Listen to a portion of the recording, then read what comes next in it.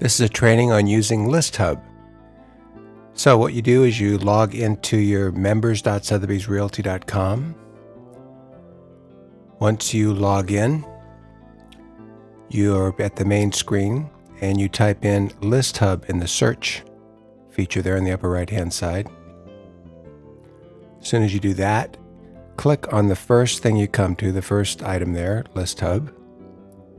And then once again, click Enter ListHub, the ListHub panel.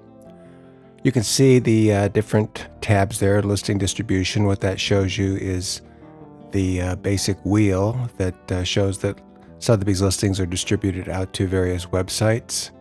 You can see them there in the spokes of the wheel. And then the channels, those specific channels are articulated in this next screen. As soon as it loads, we'll see that Sotheby's International Realty, Zillow, Trulia, HomeFinder.com, HGTV, Front Door, Homes.com,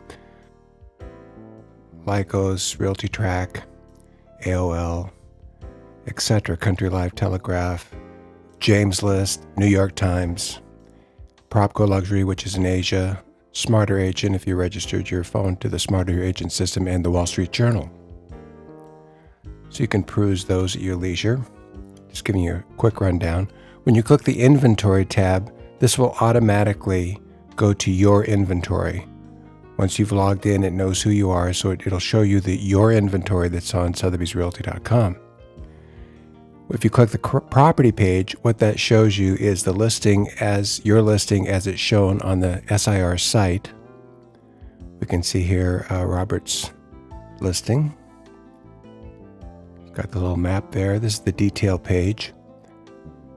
And what's being recorded when we go back to the inventory is when you look at the property report, this is the report that you could send to a seller that shows how many hits. A hit being where somebody's actually opened the detail page on the SIR site, or whatever site, whatever aggregator site, whatever channel they found the listing on. If they've opened it up, it shows you New York Times, Wall Street Journal. You can see that list there of how many hits that listing has gotten on those sites. Going back, we can then click the seller email. And what this does is allow you to email your seller a copy of that hit report. And they're pretty self-explanatory. You've got your people you can email it to, including a CC to yourself. The reply will automatically go to your Sotheby's Realty email. If you want to copy yourself or not, I've just checked that. Then it has a subject, which you can type in there, replace that address bracket with the actual address of the property, dear, with the seller's name. And then it's got a pre-formatted piece there in the main body of the email that you can adjust, and then sincerely your name. So the body of the email is editable. And then you can schedule to send it either right now, or if you say no, you leave it at no, you can go the first of the month or the first of the 15th. It can automatically send these reports to your seller on a basis of once a month, or once every couple of weeks. Now we're looking at what that seller will see on the email that you send them. We see the copy of the body of the email. I didn't fill anything out, but if you filled it out, it would show you the preview of what would be sent to that seller. You might send a copy to yourself first just to see what it's going to look like. And that's really what that's about. When you go to reports, this gives you a report in either an HTML format or a PDF format of the history. In this case, it's looking at 1 month of activity that you've had for all your listings on those various sites. You can see there the different sites and how many hits. Realtor.com and Zillow being major ones. And the pie chart there that shows you the proportions. And then even, how many listings in different categories of price points.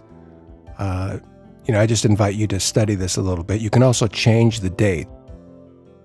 If you wanted to look at a year's worth of hits for all your listings, I'm going back now to a year, so 12/20/2010. I want to generate the new report. Just takes a moment.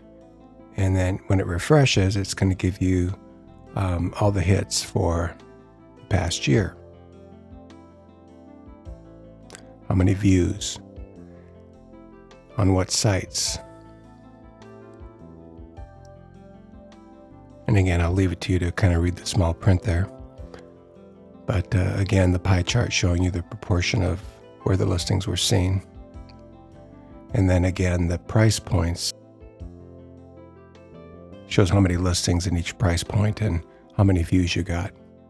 Just a word of explanation on that column where it says inquiries and you see all those zeros. What that means is that, as you know, people aren't filling out a request for more information form. More often than not, what they do is just simply email you or maybe call you. But those hits really amount to virtual showings, if you will, and that's great feedback for a seller in terms of the effectiveness of our marketing.